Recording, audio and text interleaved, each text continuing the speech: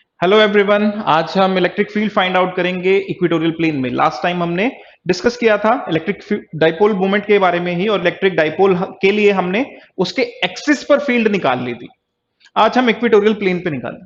तो सबसे पहली चीज क्या होगी, हमें पता करना है कि डाइपोल का इक्वेटोरियल प्लेन क्या होता है, और उस पे कोई पॉइंट पर हम क्या निकालेंगे, इलेक्ट्रिक फील्ड निकालेंगे डाइपोल की वजह से। ठीक है, तो यहां पे गिवन क्या है, डाइपोल, क्योंकि उसके इक्वेटोरियल प्लेन पे हमें क्या निकालना है, फील्ड निकालनी है। तो ये हमारी डाइपोल हमने गिवन मान ली, प्लस की और माइनस की। डाइपोल मोमेंट की डायरेक्शन जो होगी वो माइनस से प्लस की तरफ होगी, ये हमें पता है, और इनके बीच की दूरी जो होगी वो 2a होगी।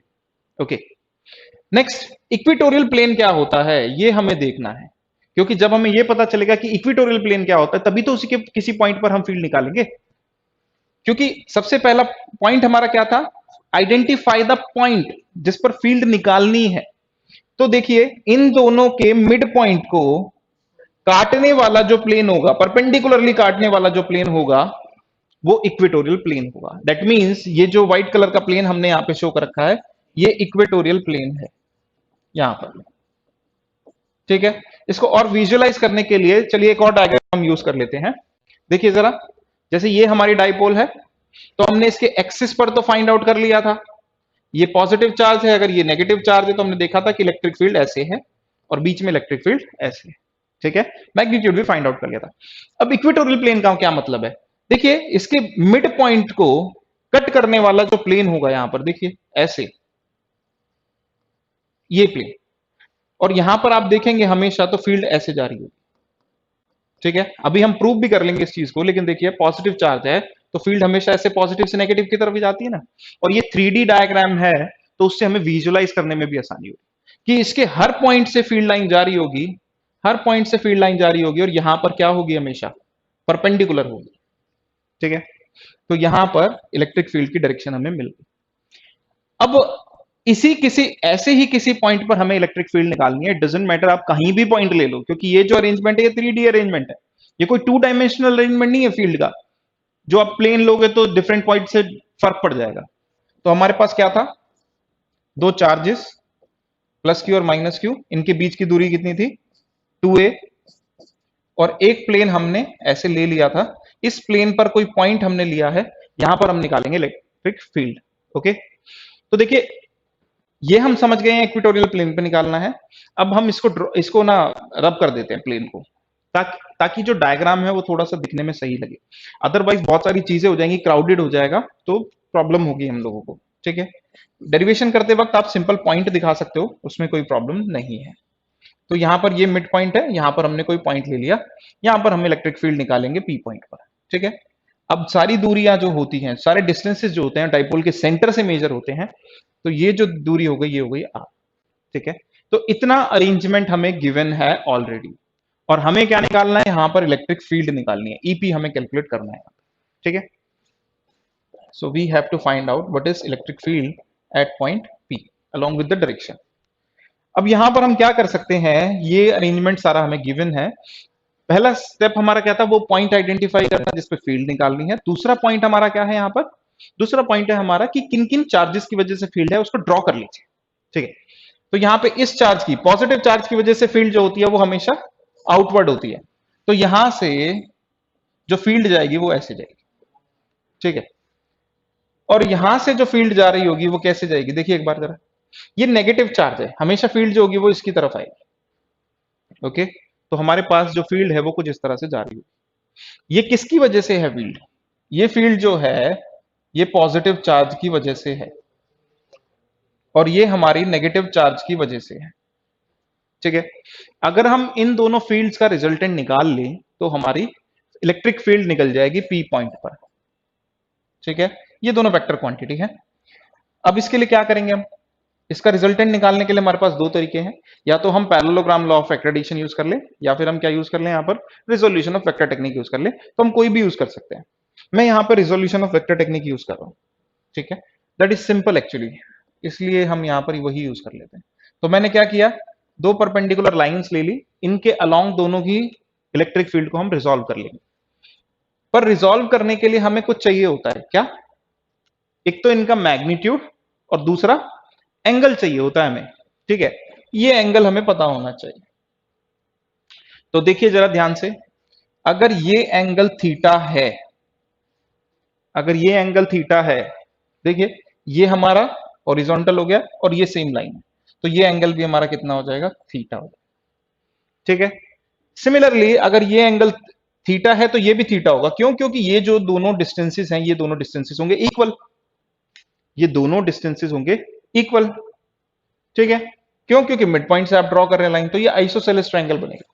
और आइसोसेलेस की जो इक्वल साइड्स होती है, उनके कॉरस्पॉन्डिंग एंगल जो होते हैं, अपोजिट एंगल्स भी क्या होंगे, इक्वल होंगे।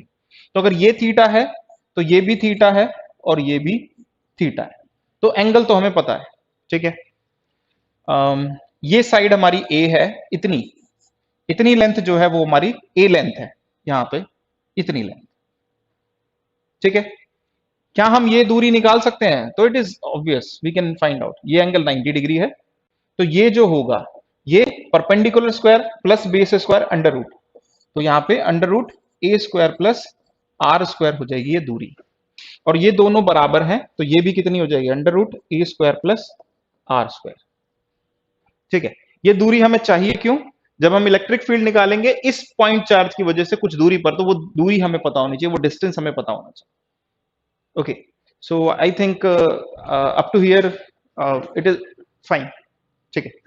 तो हमें क्या करना था, ये फाइंड आउट करना था। और ये फाइंड आउट करने का तरीका क्या है हमारे पास? हम अगर E प्लस और E माइनस का वेक्टर सम कर लेंगे तो हमें मिल जाएगा। उसके लिए वेक्टर सम करने के लिए हम यहां पर resolution of vector technique use करने वाले हैं। ठीक है। तो हम क्या करेंगे, यहां पर दोनों को रिजोल्व कर लेंगे। इसके दो कंपोनेंट होंगे, एक यहां पर और एक यहां पर। ठीक है। तो ये वाला कंपोनेंट जो होगा वो E cos थीटा होगा और ये वाला E sin थीटा होगा। ठीक है।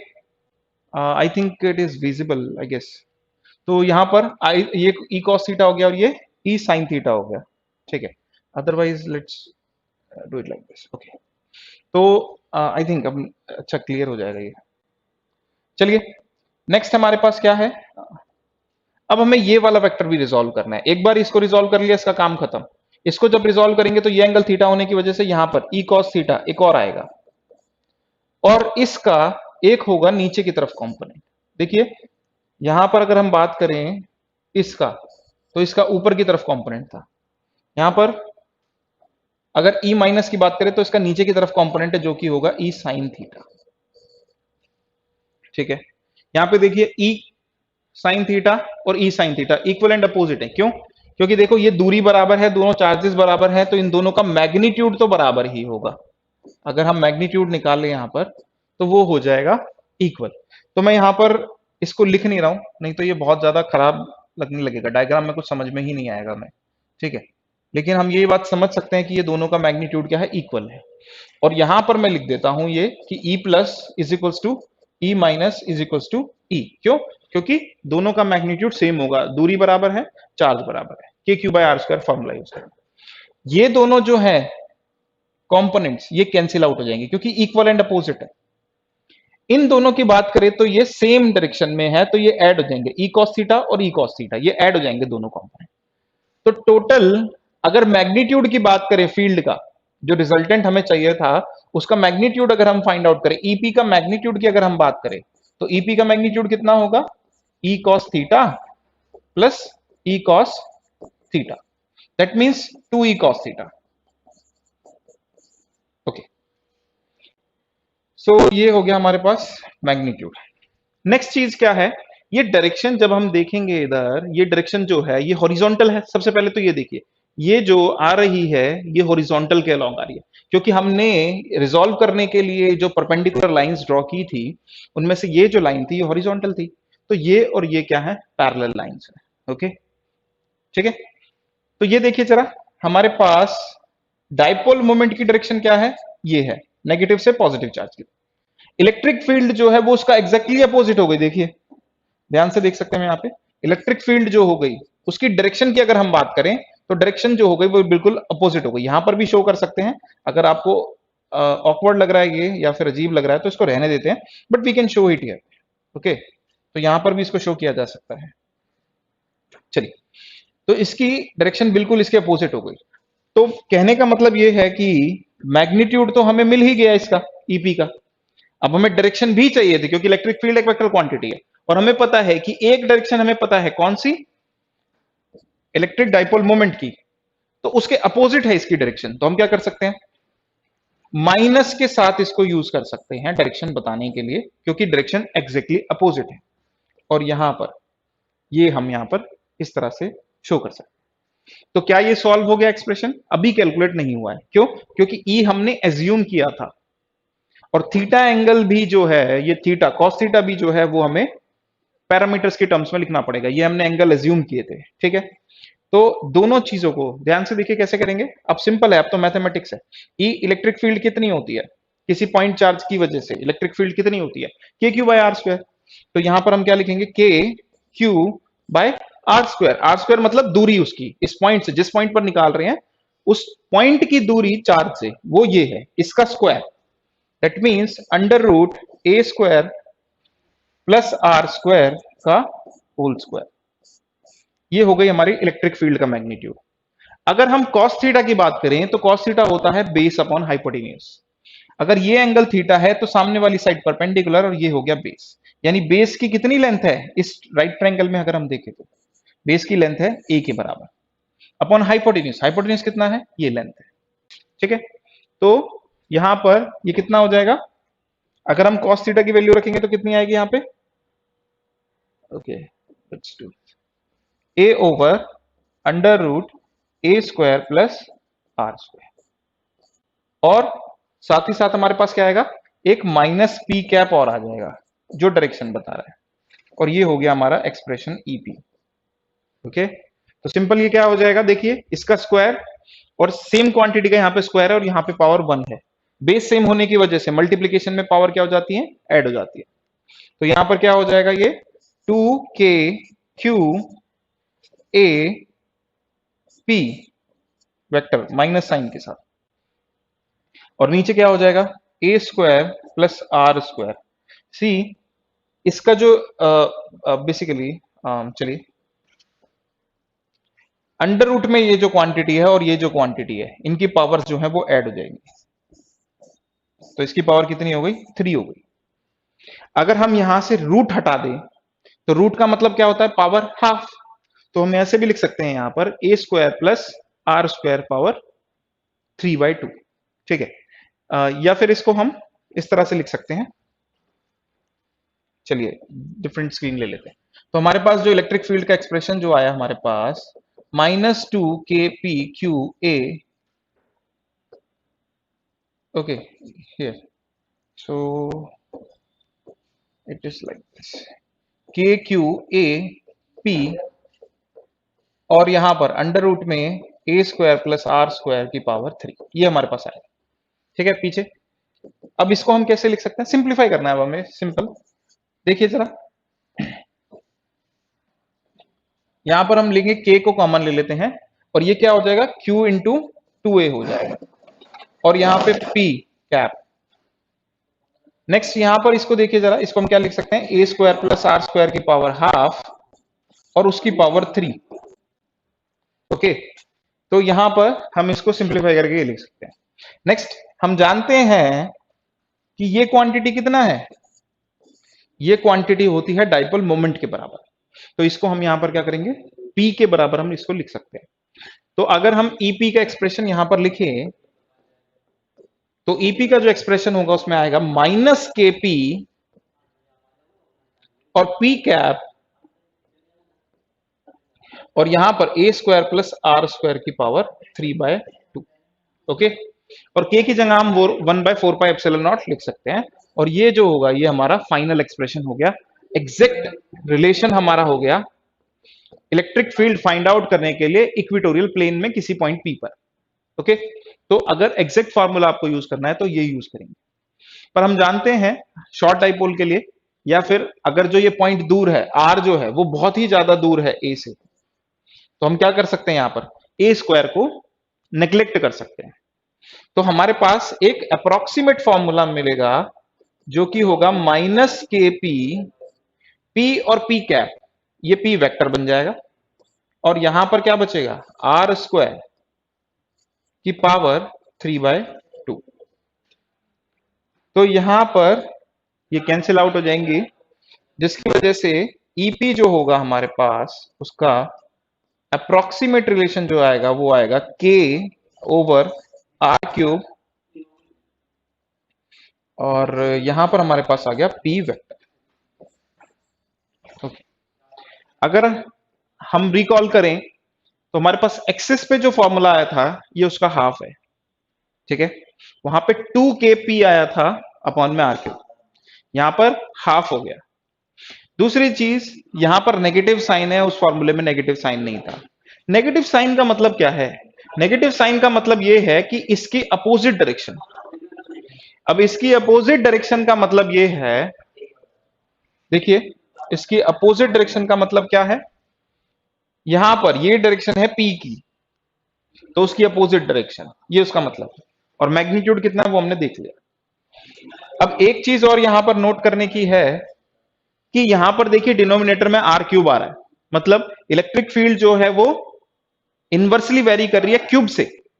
जबकि अगर सिंगल चार्ज आप लेते हो, अगर आप कोई सिंगल चार्ज लेते हो पॉइंट चार्ज, उसकी वजह से जो इलेक्ट्रिक फील्ड होती है वो इनवर्स स्क्वायर लॉ फॉलो करती है, और यहां पर क्या कर रही है, क्यूबिकली बेसिकली ये वेरी कर रही है। ओके, और बेसिकली ये है, ये हमें फोकस करना है क्योंकि दो चार्ज हमने इकट्ठे लिए हैं, इस वजह से हम ये चीज हमें मिलती है। ओके, नेक्स्ट अगर हम बात करें इस डायग्राम की,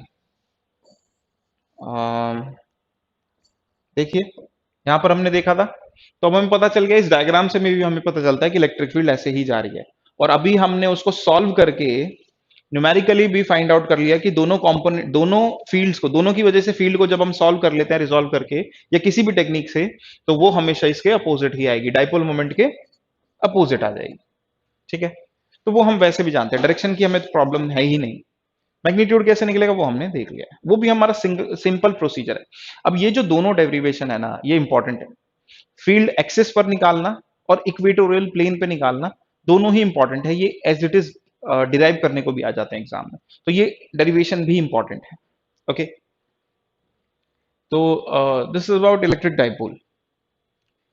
एक चीज और है अब यहाँ पे, अभी हमें इलेक्ट्रिक डाइपोल का के ऊपर एक और टॉपिक हमें पढ़ना है, ठीक है।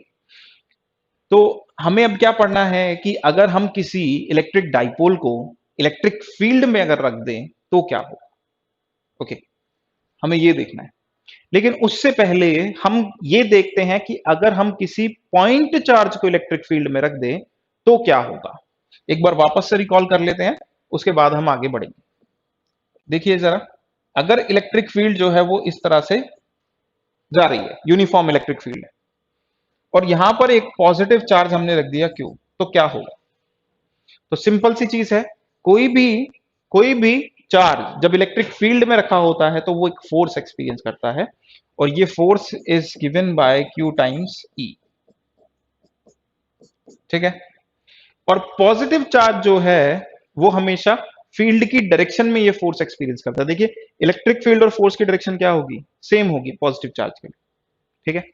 तो यहां पर इसके ऊपर जो लगने वाली फोर्स है, अगर मैं उसकी डायरेक्शन कैलकुलेट करना चाहता हूं या डायरेक्शन फाइंड आउट करना चाहता हूं, वो डायरेक्शन ये होगी। वहीं पर अगर हम एक और सेकंड केस ले ले जिसमें इलेक्ट्रिक फील्ड फिर से वही है, लेकिन अब जो हमारे पास चार्ज है वो नेगेटिव चार्ज है, तो क्या होगा, तो ये जो होगा ये अपोजिट डायरेक्शन में फोर्स एक्सपीरियंस करेगा। ओके, तो यहां पर जो फोर्स होती है वो क्या होती है, माइनस क्यू ई के बराबर होगी। क्यू मैग्नीट्यूड है अब यहां पर फिर, ठीक है, कि क्यू यहां पर मैग्नीट्यूड है क्योंकि माइनस साइन मैंने ऑलरेडी लगा दिया है। सी, तो ऐसा होगा। इसको हम ऐसे भी समझ सकते हैं, अगर आप याद रखना चाहते हैं और आपको ये डाउट होता है कभी कभी, तो इसको हम ऐसे भी याद रख सकते हैं कि आप क्या अज्यूम करिए, यहाँ पे एक पॉजिटिव चार्ज है और ये नेगेटिव चार्ज है, तो फील्ड जो होगी वो पॉजिटिव चार्ज से ओरिजिनेट होकर के नेगेटिव चार्ज पे टर्मिनेट होगी। दिस इज द प्रॉपर्टी, ठीक है, कि इलेक्ट्रिक फील्ड जो होगी वो पॉजिटिव से शुरू होती है और नेगेटिव पे जाकर के टर्मिनेट हो जाती है। अब ये डायरेक्शन होगी इलेक्ट्रिक फील्ड। अब देखिए जरा, अगर यहाँ पे पॉजिटिव चार्ज रखूंगा तो ये चार्ज जो होगा ये इसको रिपेल करेगा, और ये चार्ज जो होगा इसको अट्रैक्ट करेगा, अल्टीमेटली ये जाएगा इसी तरफ। दैट मीन्स अगर फील्ड की डायरेक्शन ये है तो चार्ज इस तरफ जाएगा। अगर यहाँ पे नेगेटिव चार्ज हम रख रहे हैं तो ये चार्ज इसको अट्रैक्ट करेगा और नेगेटिव चार्ज इसको रिपेल करेगा, दैट मीन्स लेफ्ट साइड में ही ये जाएगा। तो नेगेटिव चार्ज होगा वो फील्ड के अपोजिट डायरेक्शन में जाएगा। ये चीज हमें ध्यान रखनी है, कितनी फोर्स लग रही है और कितनी फोर्स लग रही है और किस डायरेक्शन में लग रही है, ये हमें पता होना चाहिए। ठीक है, तो ये बेसिक कॉन्सेप्ट है जो हमने रिकॉल कर लिया। अब हम डाइपोल के बारे में देखेंगे, जब हम डाइपोल को रखेंगे तो हम थोड़ा सा बेहतर समझ पाएंगे। चलिए, तो हम क्या करते हैं, एक इलेक्ट्रिक डाइपोल ले लेते हैं, ये माइनस क्यू हम ले लेते हैं और ये प्लस क्यू ले लेते हैं, और इलेक्ट्रिक फील्ड की डायरेक्शन हम फिर से यही मान लेते हैं, राइट साइड में ही मान लेते हैं। ठीक है, हमें क्या स्टडी करना है, अगर कोई electric dipole uniform electric field, अभी हम कौन सी फील्ड इलेक्ट्रिक फील्ड ले रहे हैं, यूनिफॉर्म इलेक्ट्रिक फील्ड ले रहे हैं, मतलब ना तो इलेक्ट्रिक फील्ड का मैग्नीट्यूड और ना ही उसकी डायरेक्शन चेंज नहीं हो रही है, हर जगह पर इलेक्ट्रिक फील्ड इसी डायरेक्शन में है और उसका मैग्नीट्यूड भी क्या है, सेम है। मैंने एक ही लाइन शो करी है, इसका मतलब ये नहीं है कि यहाँ पे एक ही लाइन है या फील्ड बस यहीं पर ही है, इसका मतलब ये है कि ये फील्ड हमेशा हर जगह पर है, लेकिन ये है इसी डायरेक्शन में और मैग्नीट्यूड सेम है, वो चेंज नहीं होगा। तो क्या होगा, सिंपल सी बात है, ये डाइपोल जो है it is consisting of 2 point charges, और अगर पॉइंट चार्जेस हैं और इलेक्ट्रिक फील्ड में रखे हैं तो फोर्स एक्सपीरियंस करेंगे। अभी हमने जस्ट देखा कि पॉजिटिव रखा है तो फील्ड की डायरेक्शन में फोर्स एक्सपीरियंस करेगा, और नेगेटिव रखा है तो फील्ड की अपोजिट डायरेक्शन में फोर्स एक्सपीरियंस करेगा। ठीक है, तो अभी हमने सिंपल क्या किया, डाइपोल को रख दिया इलेक्ट्रिक फील्ड में। हमें पता है इसके बीच का डिस्टेंस जो होगा वो 2a होगा, उसको लिखने की जरूरत नहीं है, और हमें यह भी पता है कि डाइपोल मोमेंट की डायरेक्शन जो होगी वो ये होगी, नेगेटिव से पॉजिटिव चार्ज की तरफ होगी। ठीक है, चलिए एक छोटा सा टॉपिक हमारा रह गया है, इलेक्ट्रिक फील्ड की प्रॉपर्टीज को थोड़ा सा डिस्कस करना रह गया है, तो वो हम 5-10 मिनट जिस भी दिन हमें मिलेंगे अभी एक आध दिन में डिस्कस कर लेंगे। पॉजिटिव चार्ज की बात करते हैं। पॉजिटिव चार्ज जो होगा वो फील्ड की डायरेक्शन में फोर्स एक्सपीरियंस करता है, तो ये हो गई हमारी F प्लस। ठीक है, सिमिलरली नेगेटिव चार्ज जो है वो नेगेटिव डायरेक्शन में फोर्स एक्सपीरियंस करता है। ठीक है, तो ये दोनों फोर्सेस यहां पर एक्ट कर रही होंगी डाइपोल पर। अब इन दोनों फोर्स के बारे में हम क्या जानते हैं, ये जो फोर्स है अगर हम इनके मैग्नीट्यूड निकालने जाएं तो पॉजिटिव ये वाली जो फोर्स होगी इसका मैग्नीट्यूड कितना होगा, ई इलेक्ट्रिक फील्ड में रखा है, क्यू चार्ज रखा है, तो कितना मैग्नीट्यूड, क्यू टाइम्स ई। मैग्नीट्यूड कभी भी नेगेटिव नहीं होता, एफ नेगेटिव अगर मैग्नीट्यूड, इसका अगर मैग्नीट्यूड निकालने जाएं तो चार्ज नेगेटिव है, कोई बात नहीं, उससे फर्क नहीं पड़ता क्योंकि मैग्नीट्यूड में पॉजिटिव ही होता है हमेशा। ये चार्ज है और फील्ड यहां पर भी मैग्नीट्यूड इतना ही है, तो Q इंटू ई। तो देखिए जरा, दोनों फोर्स जो है उनका मैग्नीट्यूड आ रहा है एग्जैक्टली सेम, दोनों का मैग्नीट्यूड सेम, और डायरेक्शन देखिए जरा, ये अगर राइट में जा रही है तो ये जा रही है लेफ्ट में। तो क्या हम बोल सकते हैं कि F plus and F minus are equal and opposite forces?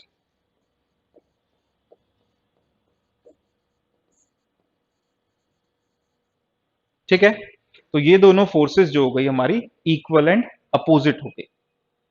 ठीक है, तो नेट फोर्स कितनी हो गई सिस्टम के ऊपर, तो सिस्टम के ऊपर नेट फोर्स हमारी जो हो जाएगी वो कितनी हो जाएगी, वो 0 हो जाएगी। ओके, क्योंकि इक्वल एंड अपोजिट फोर्स है, सिस्टम के ऊपर नेट फोर्स हो जाएगी 0। अच्छा, यहां पर एक वर्ड है सिस्टम जो हम यूज कर रहे हैं यहाँ पे, क्या हम सिस्टम के बारे में समझते हैं, मतलब हो सकता है कि कई लोगों को ये डाउट हो कि इसके ऊपर तो फोर्स है, इसको 0 कैसे ले सकते हैं, और ये फोर्स इसके ऊपर है, तो नेट फोर्स 0 कैसे होगी, ये तो अलग अलग चीजों पे एक्ट कर रही है। देखिए यहां पर ये जो वर्ड सिस्टम है ना, जो हम बहुत बार यूज करते रहते हैं, इसका बहुत बड़ा इंपॉर्टेंस होता है। अगर आप सिर्फ इस चार्ज को सिस्टम मान रहे हैं, सिर्फ इस चार्ज को, तो इसके ऊपर नेट फोर्स है, ये वाली फोर्स एक्ट कर रही है सिर्फ। अगर आप सिर्फ इसको अगर सिर्फ इसको सिस्टम मान रहे हो ना, नेगेटिव चार्ज को, तो यहां पे नेट फोर्स है और लेफ्ट डायरेक्शन में है।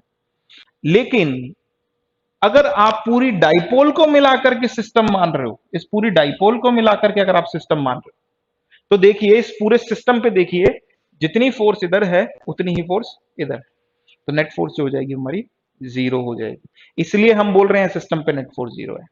ओके, सिस्टम पे नेट फोर्स हो गई हमारी जीरो, हम इसको रिमूव कर देते हैं। ठीक है, वो समझने के लिए था बस।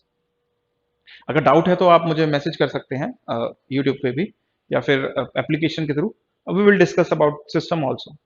ओके, तो यहां पर ये हमारे पास हो गया। अब देखिए हमने 11th क्लास में पढ़ा था मैकेनिकल इक्विलिब्रियम के बारे में। मैकेनिकल इक्विलिब्रियम क्या होता है?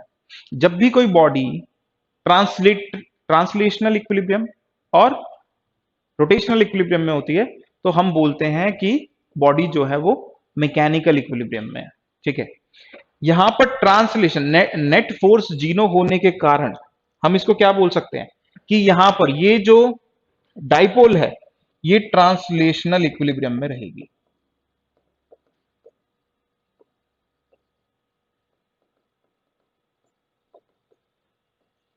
चेक, ट्रांसलेशनल इक्विलिब्रियम है। ट्रांसलेशनल इक्विलिब्रियम का मतलब क्या है? जैसे ये हमारी डाइपोल है सपोज करो, तो ना तो ये पूरी डाइपोल, डाइपोल को हमने सिस्टम माना था ना तो ये पूरा सिस्टम एज अ होल पूरा का पूरा उठ करके ना तो राइट शिफ्ट होगा ना लेफ्ट शिफ्ट होगा, ना नीचे जा रहा है ना ऊपर जा रहा है, ऐसे नहीं जाएगा। ठीक है, ट्रांसलेशनल इक्विलिब्रियम है, ऐसे नहीं जाएगा, सीधा सा फंडा। ये हमें क्लियर हो गया कि ट्रांसलेशनल इक्विलिब्रियम है। लेकिन अभी हम और कुछ चीजें भी देख रहे हैं। फोर्स एक्ट कर रही है तो टॉर्क है कि नहीं है वो हमें देखना है। ठीक है, तो नेट टॉर्क अब हमें देखना है। ओके, तो यहां पर हमारे पास नेट टॉर्क की हमें बात करनी है यहां पे। चलिए, तो पहले इसको एक बार देख ही लेते हैं, डायग्राम को यहीं से ही कंसीडर कर लेते हैं, फिर उसके बाद हम आगे बात करते हैं। देखिए इस पॉइंट के अबाउट सोच के देखिए जरा इसको, इस पॉइंट के अबाउट इसको इधर खींचा जा रहा है और इधर से खींचा जा रहा है, तो होगा क्या, ये रोटेट करेगा। ये जो दोनों फोर्सेस ऐसे खींच रही हैं इसको, ये डाइपोल को रोटेट करेंगी।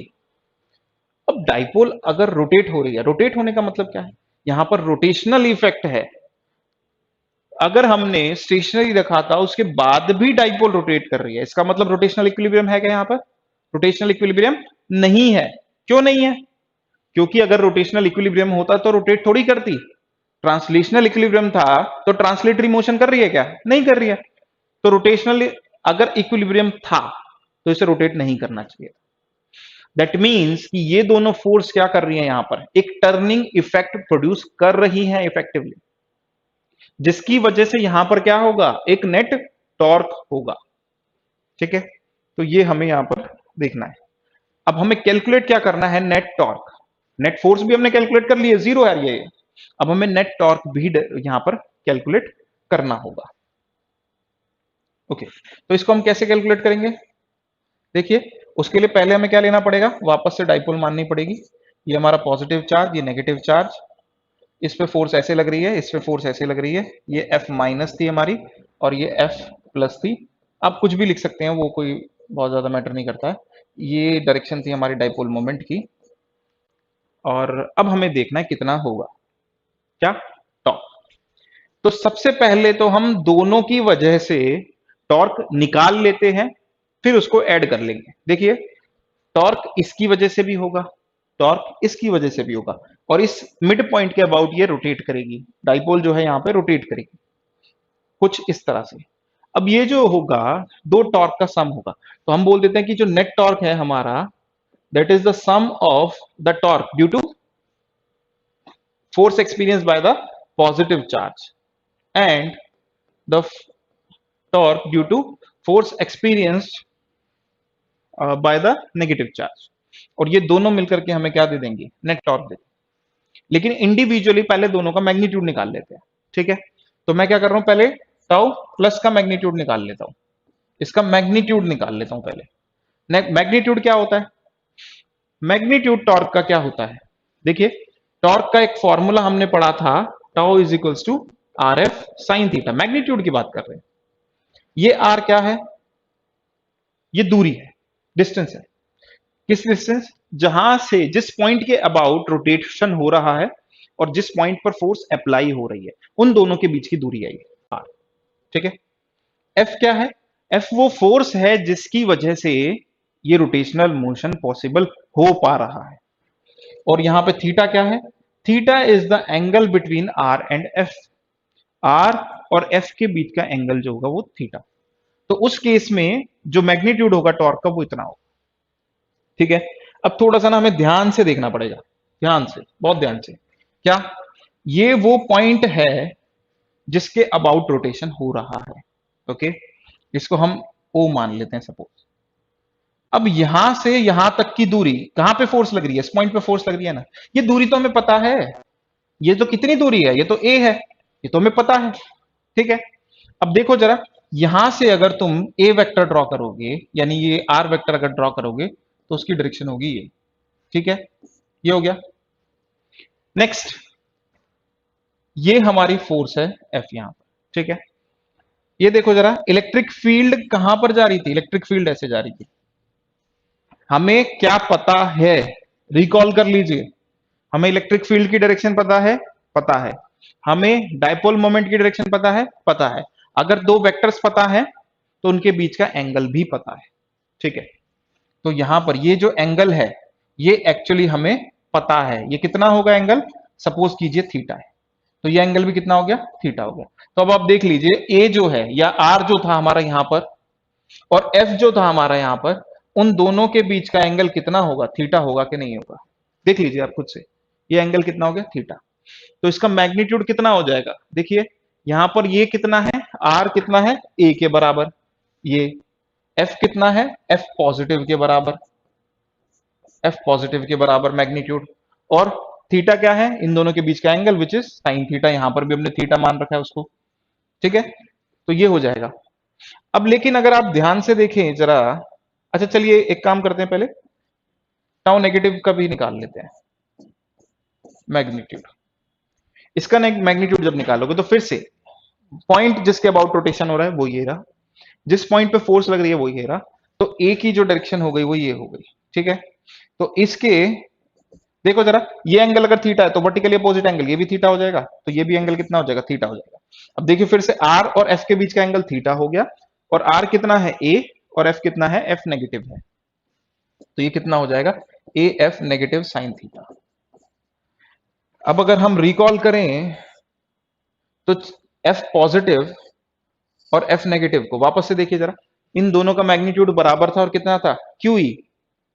ठीक है, दोनों बराबर हैं। कितना मैग्नीट्यूड है? Q E. तो यहां पर हम कितना रख सकते हैं दोनों का मैग्नीट्यूड? क्यू ई के बराबर हम दोनों का मैग्नीट्यूड रख सकते हैं। तो यहां पे इन दोनों को रिप्लेस करके क्यू ई रखा जा सकता है। That means tau positive is actually equals to tau negative. Magnitude की बात कर रहे हैं। आप ये लगाइए मत लगाइए वो आपके ऊपर है। ठीक है। और ये किसके बराबर हो गए? ए क्यू इंटू ई साइन थीटा। ये दोनों बराबर हैं और ये बराबर हैं इसके। क्यों? क्योंकि इन दोनों में एफ की जगह पर ये रखा जा सकता है। नेक्स्ट, हमें तो टोटल टॉर्क निकालना था। अब टोटल टॉर्क कितना होगा? इसको ऐड करते दो बार, ट्वाइस हो जाएगा, या फिर जीरो हो जाएगा, या फिर कुछ और हो जाएगा। कैसे पता चले? कैसे ऐड होंगे ये दोनों टॉर्क्स? ये हमें सोचना होगा। तो टॉर्क एक वेक्टर क्वांटिटी है और वेक्टर क्वांटिटी का वेक्टर एडिशन होता है। अब यहां पर हम इन दोनों का एडिशन कैसे होगा? दो तरह से देख सकते हैं। ठीक है। ये देखिए जरा, ये जो फोर्स है ये क्लॉकवाइज रोटेट करा रही है। ये वाली फोर्स जो है वो इसको क्लॉकवाइज रोटेट करा रही है, और ये वाली फोर्स भी क्या कर रही है? क्लॉकवाइज रोटेट करा रही है। तो दोनों फोर्स सेम ही तरह का टर्निंग इफेक्ट प्रोड्यूस कर रही है यहां पर। तो टॉर्क जो होगा वो भी सेम डायरेक्शन में ही होगा। तो टॉर्क जो होगा वो डायरेक्टली ऐड हो जाएगा। तो नेट टॉर्क अगर हम बात करें तो उसका मैग्नीट्यूड कितना हो जाएगा? A times q e sine theta. और ये दो बार ऐड करना है क्योंकि दोनों बराबर हैं, दोनों का सम जो होगा नेट टॉर्क होगा ये हो जाएगा 2 टाइम्स। अब फिर से हमें दिख रहा है Q इंटू 2a। ये क्या होता है? ये डाइपोल मोमेंट होता है। तो हम इसको क्या लिख सकते हैं? PE साइन थीटा लिख सकते हैं। ठीक है। अब देखिए अभी तक हमने सिर्फ मैग्नीट्यूड निकाला, अब हमें डायरेक्शन भी चाहिए। थोड़ा सा एक बार देख लेते हैं इसकी नेट टॉर्क की डायरेक्शन होगी क्या। तो उसके लिए हमें इंडिविजुअल टॉर्क्स की डायरेक्शन निकालनी पड़ेगी। दोनों सेम डायरेक्शन में है तो जिस डायरेक्शन में ऐड हो जाएंगे वही डायरेक्शन नेट टॉर्क की डायरेक्शन होगी। अब उसके लिए हमें क्या करना पड़ेगा, उसके लिए हमें आर क्रॉस एफ की डायरेक्शन देखनी पड़ेगी। तो टॉर्क की डायरेक्शन निकालनी है और वो कैसे मिलेगी, आर क्रॉस एफ से मिलेगी। ठीक है, ठीक है, आर क्रॉस एफ से। हमने देख लिया यहां पर कि अगर हम इसके लिए देखें तो आर की डायरेक्शन क्या है, ऐसे इस तरफ जा रही है, एफ की डायरेक्शन यहां पर जा रही है। तो हम कैसे निकालते हैं यहां पे, राइट हैंड थंब रूल से। हम क्या करते हैं, आर पर अपना पाम रखते हैं और एफ की तरफ इसको फिंगर को कर्ल करते हैं, और थंब जो होता है वो डायरेक्शन बता देता है किसकी, टॉर्क की। यहां पर तो यहां पे टॉर्क क्या हो गया, इनवर्ट आ गया। अगर हम इसके लिए निकालें तो आर इधर जा रहा है और एफ इधर जा रहा है, तो फिर से हमें क्या रखना है, आर पे पाम रखना है और एफ की तरफ रोटेट करना है। आर क्रॉस एफ कर रहे हैं क्योंकि हम, और थंब जो होगा किसकी डायरेक्शन बताएगा, टॉर्क की। तो टाउ नेगेटिव जो हो गया वो भी इनवर्ड हो गया यहां पे, और ये भी क्या हो गया, इनवर्ड हो गया। दोनों टॉर्क इनवर्ड है इसलिए ऐड हो गए। नेट टॉर्क भी कहां होगा, अगर दो वेलोसिटीज या दो फोर्स सेम डायरेक्शन में है तो नेट फोर्स भी सेम डायरेक्शन में आएगी। दोनों टॉर्क अगर इनवर्ड हैं तो दोनों का सम भी इनवर्ड रहेगा। ठीक है, तो यहां पर ये क्या है, ये है इनवर्ड डायरेक्शन। ठीक है, यहां पे ब्रैकेट में आप लिखना चाहो तो इनवर्ड्स लिख सकते हो। ठीक है, क्योंकि आपने डायरेक्शन साथ में मेंशन कर दी है, यहां पे आप लगा सकते हो वेक्टर का साइन, या फिर आप इसको भी हटा दो और ये वेक्टर का साइन भी हटा दो तो मैग्नीट्यूड का एक्सप्रेशन हो जाएगा। नेक्स्ट चीज हमारे पास यहां पर क्या है, देखिए जरा, एक और काम हम यहां पे कर सकते हैं। या तो हम इसको ऐसे लिख सकते हैं वेक्टर एक्सप्रेशन को, या फिर इसमें हम थोड़ी सी चालाकी करके इसको और बेहतर तरीके से लिख सकते हैं। ठीक है, करते हैं थोड़ी सी चालाकी। देखिए P जो है वो एक वेक्टर क्वांटिटी है, dipole moment vector quantity. E जो है वो क्या है, वेक्टर क्वांटिटी, इलेक्ट्रिक फील्ड भी वेक्टर क्वांटिटी। और यहां पर साइन थीटा क्या है, ये ध्यान देने की चीज है। देखिए जरा, ये डायरेक्शन P की, मैं यहां पे एक बार वापस से ड्रॉ करके आपको दिखा देता हूं। P की डायरेक्शन ये हो गई, अगर आपको देखने में प्रॉब्लम हो रही हो, देखिए ये P की डायरेक्शन है, नेगेटिव से पॉजिटिव चार्ज। इलेक्ट्रिक फील्ड की डायरेक्शन ये रही, ये इलेक्ट्रिक फील्ड की डायरेक्शन। और थीटा क्या है, थीटा ये एंगल है ना, इन दोनों के बीच का एंगल, तो ये एंगल हो गया हमारा थीटा। तो P वेक्टर और E वेक्टर के बीच का एंगल हो गया हमारा थीटा। ठीक है, अब एक बात सोचिए जरा, अगर मैं इन दोनों का क्रॉस करूं, P क्रॉस E करूं, तो क्या होगा, P क्रॉस E करूं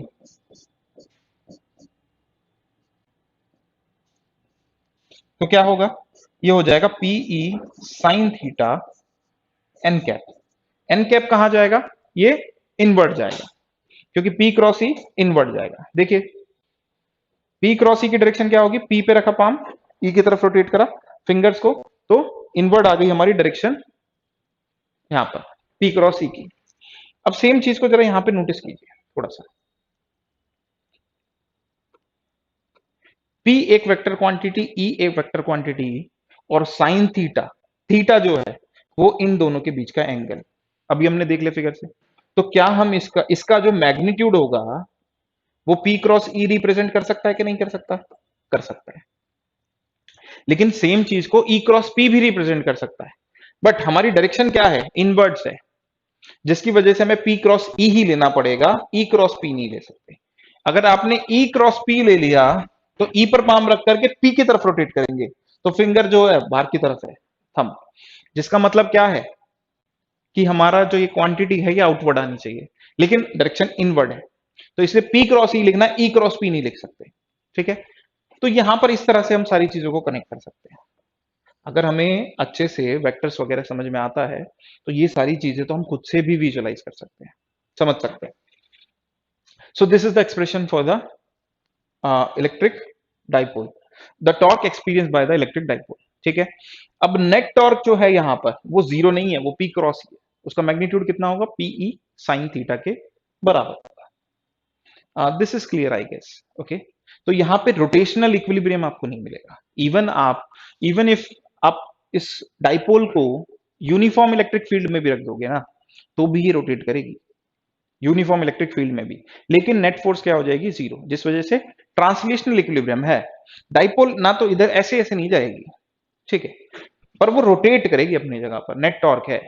यहां पर मैकेनिकल इक्विलिब्रियम नहीं है, ट्रांसलेशनल इक्विलिब्रियम है, रोटेशनल इक्विलिब्रियम नहीं है, ठीक है। ये सब कॉन्सेप्ट जो है ये हमने 11th क्लास में पढ़ रखे हैं, ठीक है। वापस से हमने रिकॉल भी कर लिया थोड़ा थोड़ा, जितनी जरूरत है उनकी।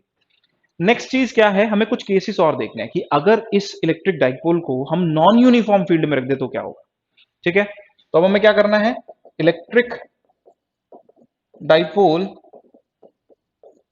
In non uniform electric field.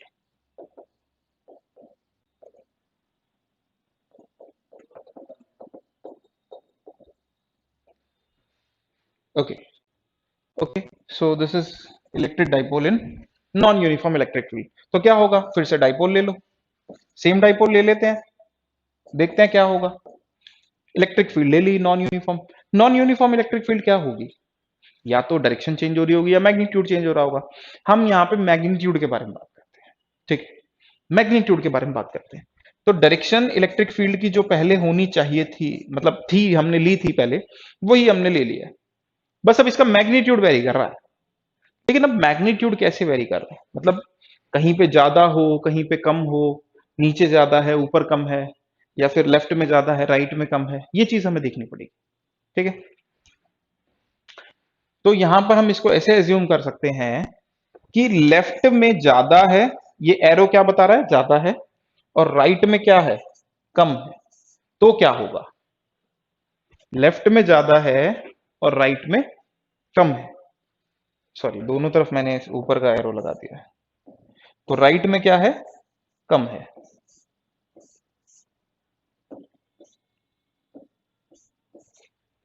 Right side में इलेक्ट्रिक फील्ड का मैग्नीट्यूड कम है, लेफ्ट में ज्यादा है। डायरेक्शन यही है। अगर डायरेक्शन यही है तो यहां पे फोर्स ऐसे ही लगेगी और यहां पे फोर्स ऐसे ही लगेगी।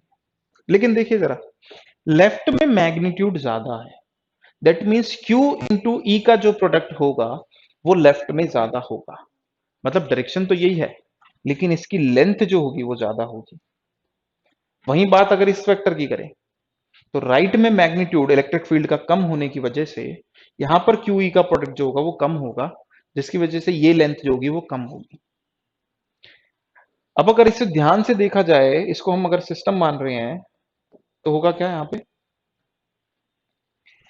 पूरे सिस्टम के ऊपर लेफ्ट की साइड में एक नेट फोर्स है, क्योंकि लेफ्ट में फोर्स ज्यादा राइट में कम, नेट फोर्स लेफ्ट डायरेक्शन में हो गई। इधर से भी खींचा जा रहा है, इधर से भी खींचा जा रहा है, इधर से ज्यादा फोर्स से खींचा जा रहा है, तो कहां भागेगा, डाइपोल उधर भागेगा। तो क्या अब नेट फोर्स जीरो है, नहीं, अब नेट फोर्स भी जीरो नहीं है, not equal to zero. Magnitude की बात कर लेते हैं। तो अब नेट फोर्स भी जीरो नहीं है, क्या टॉर्क होगा, ऑब्वियसली टॉर्क होगा, सेम ऐसे ही रोटेट करेगा, तो टॉर्क होगा, लेकिन टॉर्क भी अनइक्वल होगा। पर टॉर्क जो होगा वो दोनों सेम डायरेक्शन में होंगे, तो ऐड हो जाएंगे, सेम डायरेक्टली ऐड हो जाएंगे, वो कैंसिल आउट नहीं होंगे। इसका ज्यादा टॉर्क और इसका कम टॉर्क दोनों ऐड होकर के टोटल टॉर्क दे देंगे। लेकिन यहां पर ध्यान देने वाली बात यह है कि यहां पर नेट फोर्स भी जीरो नहीं है, ठीक है। तो सिस्टम जो होगा वो लेफ्ट की तरफ यहां पर हमारा मूव करने वाला है, तो यहां पर ट्रांसलेशनल इक्विलिब्रियम भी नहीं है। Okay, so this is the thing.